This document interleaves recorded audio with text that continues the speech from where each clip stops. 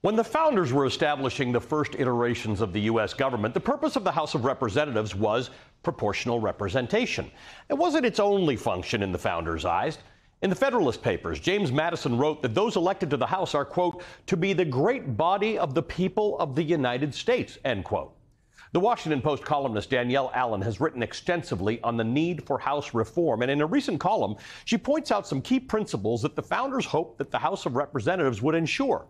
Two of those principles were popular sovereignty, meaning that the governance is at the will of the people, and due dependence on the people, meaning that representatives would be beholden to their voters rather than to their donors. Allen echoes James Madison's point, quote, the principle of popular sovereignty pointed toward a governmental frame that would flex and adjust with the ever-changing shape of the people. The House was supposed to provide the necessary elasticity, turning over every 2 years and continuously growing, end quote. When the House was established, the founders decided that they would have one representative per 35,000 constituents, with each state having at least one representative.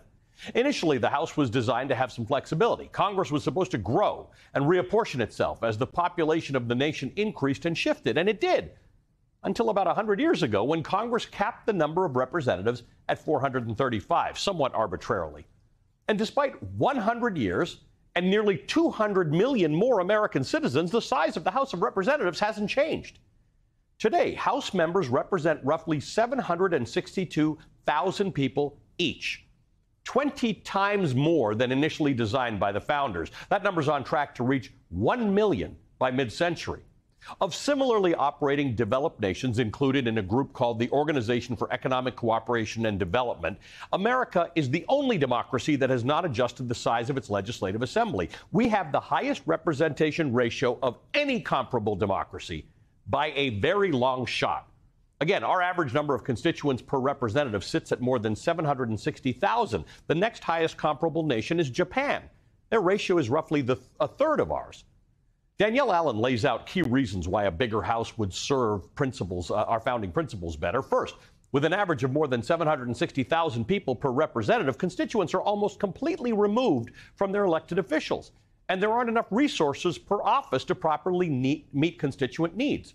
It's nearly impossible for lawmakers to actually understand the wants and needs of the people that they are supposed to represent, not only because of the sheer size of each district, but because priorities are often dictated by the loudest voice in the room.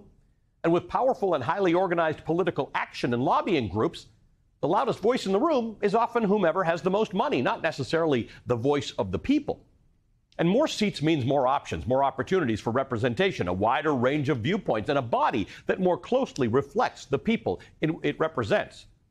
Now, those who oppose House expansion might be, like the founders apparently were, concerned about the capacity of their physical building.